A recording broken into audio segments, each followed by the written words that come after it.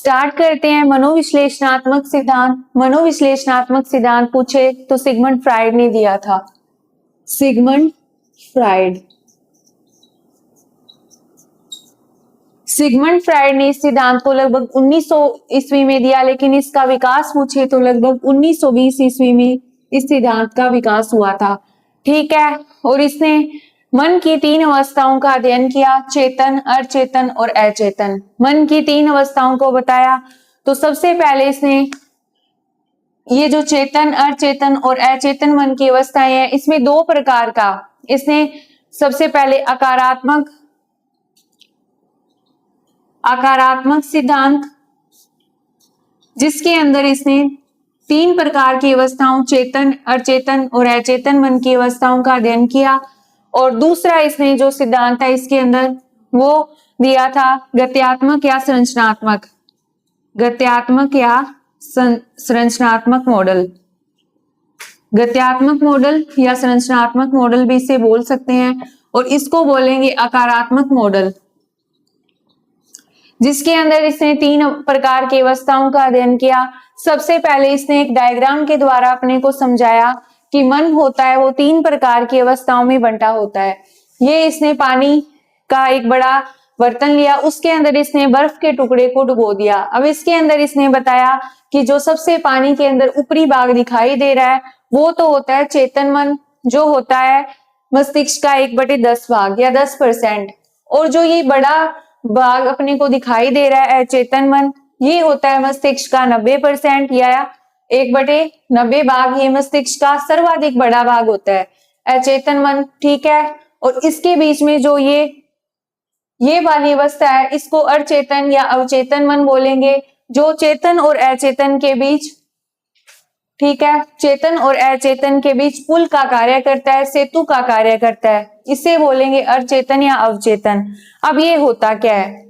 सबसे पहले आता है चेतन, अचेतन और अचेतन के अंदर चेतन मन। चेतन मन क्या होता है? जैसे अब अपने कोई भी काम कर रहे हैं, जैसे मैं आपको पढ़ाने का काम कर रही हूँ, या फिर आप मेरी क्लास देख रहे हैं, आप पढ़ने का कार्य कर रहे हैं, आप इस टाइम स्टडी कर रहे हैं। जिस टाइम अपने वर्तमान में जो भी कार्य करते हैं उसे कहते हैं चेतन मन। चेतन मन का मतलब वर्तमान में जो भी कार्य किया जाता है। ठीक है। बच्चे खेल रहे हैं या फिर बच्चे पढ़ाई कर रहे हैं, अपने जो भी वर्तमान के अंदर क्रियाएं करते हैं वो होती है चेतन मन, चेतन मन की क्रियाएं। फिर आता है अचेतन। अचेतन मन का मतलब होता है कि अपने को कोई बात या चीज जो पहले तो याद थी लेकिन उसी सही समय पर आने पर वो चीज याद नहीं रहती है, उसे अचेतन मन बोलते हैं। जैसे इसका एग्जाम्पल देखें तो अब कोई अपने देखते हैं कि एक बार अपने कभी पर्स रखकर भूल गए या फिर कोई चीज रखकर, घर की चाबी रखकर भूल जाते हैं, और सही समय आने पर जब चाबी या पर्स की जरूरत होती है तो अपने को वो चीज याद नहीं आती है, अपनी उस चीज को भूल जाते हैं, लेकिन थोड़ा सा दिमाग लगाने पर वो चीज अपने को याद आ जाती है। ये होती है कि भुलाई गई बातें, भुलाई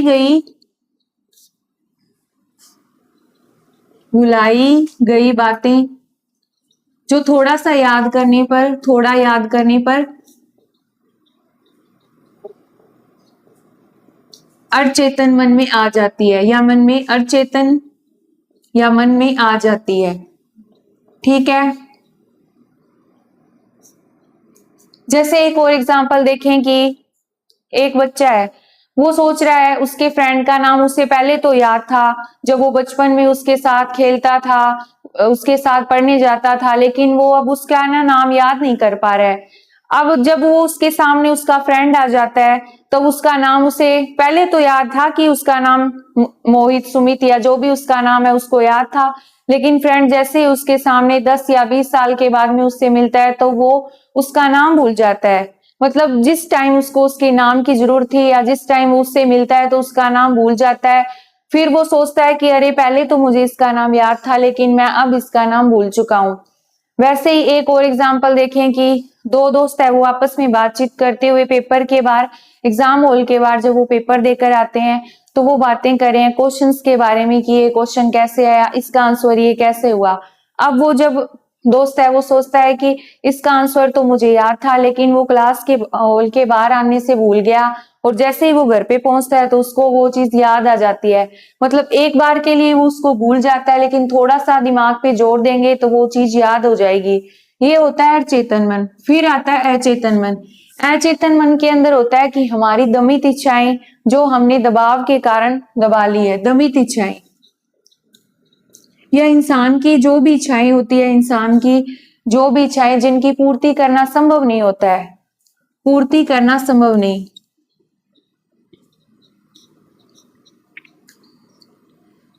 जैसे कुछ बातें या कुछ ऐसी चीजें होती है जिनकी पूर्ति करना, या किशोरावस्था के अंदर या फिर व्यक्ति के अंदर कुछ ऐसे ड्रीम्स होते हैं जिनको वो पूरा नहीं कर पाता है, समाज को देखकर या फिर पारिवारिक स्थिति या भी कोई भी उसकी परिस्थिति ऐसी बन जाती है कि वो उन चीजों को करना संभव नहीं होता है उसके लिए, या कोई उसका ड्रीम या सपना होता है जिसको वो पूरा करना चाहता है, लेकिन परिस्थितियों के कारण वो उसको भुला देता है, या अचेतन मन के अंदर जो भी बातें भुलाई जाती है। या किसी व्यक्ति की मृत्यु हो गई, अब उसको अब धीरे धीरे क्या होता है कि अचेतन मन में व्यक्ति उसने भुलाने की कोशिश करता है या भूल जाता है। ठीक है, ये होता है अचेतन मन।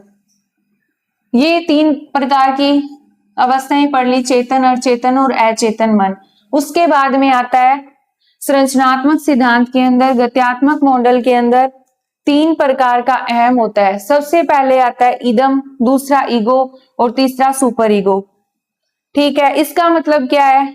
इड या इदम का मतलब होता है कि इंसान के अंदर ईगो पाया जाता है, इड पाया जाता है, इदम जो जन्मजात होता है, जन्म से लेकर व्यक्ति पैदा होता है। फिर आता है ईगो और फिर सुपर ईगो। अब सबसे पहले अपनी बात करेंगे इड का मतलब क्या है। इड का मतलब होता है कि बच्चों या इंसान के अंदर क्या होता है कि अपनी इच्छा पूरी करने के लिए इच्छा पूर्ति के सिद्धांत पर कार्य करता है। अब उसको ये नहीं पता होता कि इसका परिणाम है, इसका रिजल्ट क्या होगा, सकारात्मक होगा या नकारात्मक। रिजल्ट सकारात्मक होगा या नकारात्मक। इसका सकारात्मक या नकारात्मक कोई भी रिजल्ट होगा उसको कोई मतलब नहीं होता है। मतलब ये अपनी इच्छाओं को पूर्ण करना चाहता है। इसमें राक्षस की प्रवृत्ति पाई जाती है। राक्षस प्रवृत्ति मतलब कि अपने काम को करवाने के लिए जिद करता है। इसे कहते हैं, ये जन्मजात होती है व्यक्ति के अंदर, मूल प्रवृत्ति पर आधारित होती है। मतलब कि उसकी हैबिट ही ऐसी मूल प्रवृत्तियां बन जाती है कि वो अपना काम करवाता है। शारीरिक संरचना, उसकी शारीरिक संरचना इस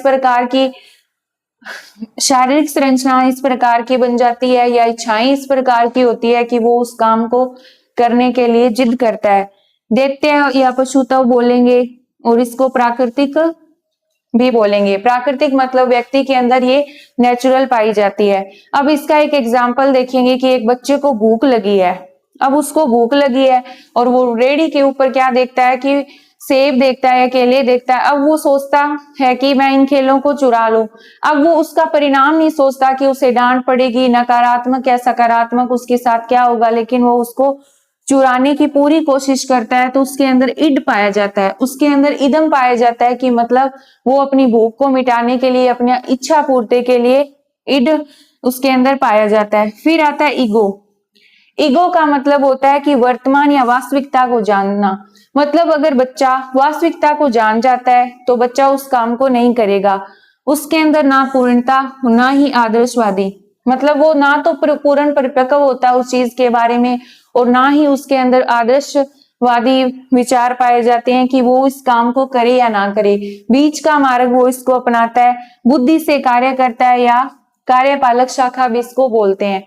अब ईगो के अंदर क्या होता है, जब इंसान के अंदर ईगो होता है ना, तो वो उस काम को करे या ना करे, उसके अंदर वो स्थिति बन जाती है कि वो उस काम को करे या ना करे। वो सोचता है, पहले उस चीज के बारे में विचार करता है। जैसे वही बच्चा जैसे सेब को चुराने के लिए पहली प्रक्रिया में पहले जो एक्शन लेता है, वो कुछ भी नहीं सोचता है कि उसे डांट पड़ेगी या क्या होगा, लेकिन दूसरी परिस्थिति में वो सोचता है कि मैंने सेब जैसे ही चुराए तो कोई अंकल या कोई उसको देख लेगा और उसको मार पड़ेगी।